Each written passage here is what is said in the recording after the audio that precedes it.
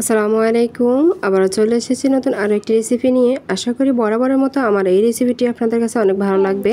ঘরোয়া কিছু উপকরণ দিয়েও আমি এই ফুচকা রেসিপিটি তৈরি করব।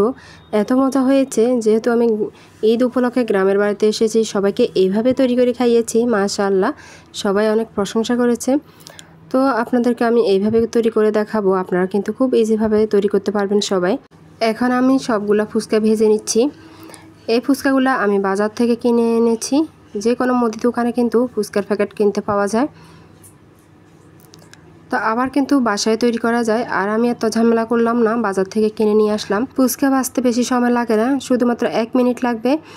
চুলার আঁচটা একটু মিডিয়াম থেকে একটু কম রেখে ভেজে নিলে বাস সবগুলো কিন্তু খুব সুন্দরভাবে কালার আসবে এবং কি ফুলে উঠবে।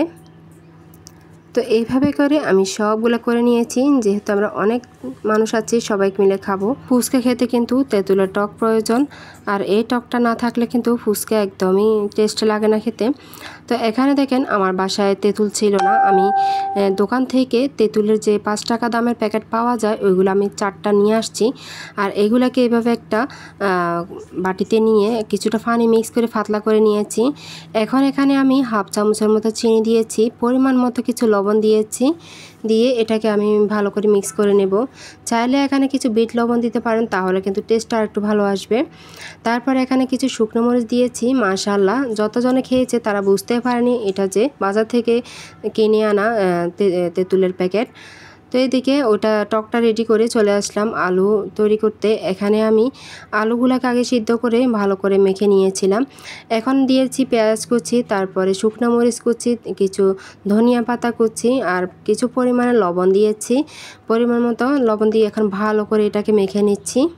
এই ফুচকাগুলা আজকে আমরা বড় ছোট সবাই খাবো, সেই জন্য এখানে যেহেতু বাচ্চারা জাল খেতে পছন্দ করে না, তাই এখানে আমি আগে কিছুটা ভর্তা মানে আলাদা করে নেব এই যে আলুগুলাকে। তারপরে আমাদের বড়দের জন্য আরও কিছু ঝাল অ্যাড করব, যাতে আমরা সবাই একদম ঝাল ঝাল করে আজ ফুচকাটা খেয়ে নেব। এখানে আমি কিছু আরও ঝাল কাঁচামরিচ ইউজ করেছি। আসলে এই মরিচের নামটা আমার ইতিমধ্যে মনে আসতেছে না। এটা একটা দিলে যথেষ্ট। তো এই যে একটা ভালো করে দিয়ে মেখে নিচ্ছি। মাখতে মাখতে সবাই মিলে হাসতেছি, আজকে না জানি কার কী অবস্থা হয় এই ঝালটা খেয়ে। তো এই যে আমার মাখানো শেষ। এখন আমি সবগুলা ফুচকার মধ্যে এই যে এগুলো ভরে নেব। তো সবগুলো আমি দেখালাম না, এই যে একটা আপনাদেরকে ভেঙে এইভাবে দেখাই দিলাম আর কি। এটা তো আমরা সবাই জানি কীভাবে ফুচকার মধ্যে আলুগুলো দিতে হয়। এই যে সবগুলো সাজানো শেষ। এখন এখানে উপরে দিয়ে আমি কিছু দিয়েছি শসা কুচি। তারপরে উপরে দিয়ে দেব একটা ডিম গ্রেট করে দেব। যেহেতু এটা রাতে বানাচ্ছিলাম, তাই বারবারে লাইটের ছায়া আসতেছে, তো ভাবলাম যে না, এমনিতে দিয়ে আপনাদেরকে বলে দেব মুখে। তো এই যে ডিমটাকে আমি এভাবে গ্রেট করে সবগুলা ফুচকার উপরে দিয়ে দেব। মাশাআল্লাহ, এত মজা হয়েছিল, দেখতে যতটা সুন্দর, সবাই তো দেখে মানে মনে হচ্ছে যে এটা বাইরে থেকে কিনে আনা ফুচকা, ঘরে তৈরি না। সাজানোটাই মাশাআল্লাহ অনেক সুন্দর হয়েছে, আর খেতে তো ওয়াও হয়েছে। এইভাবে করে আপনারা কিন্তু বাসায় যে কোনো মুহূর্তে তৈরি করে নিতে পারেন। তো আমার এটা আপনাদের কেমন লেগেছে অবশ্যই কমেন্টের মাধ্যমে জানাতে ভুলবেন না। আজ এ পর্যন্তই, আল্লাহ হাফেজ। আরেকটি কথা, যারা আমার চ্যানেলে নতুন এসেছেন তারা চাইলে সাবস্ক্রাইব করতে পারেন, যারা আমার ফেসবুক পেজ থেকে দেখতেছেন তারা চাইলে ফলো করতে পারেন।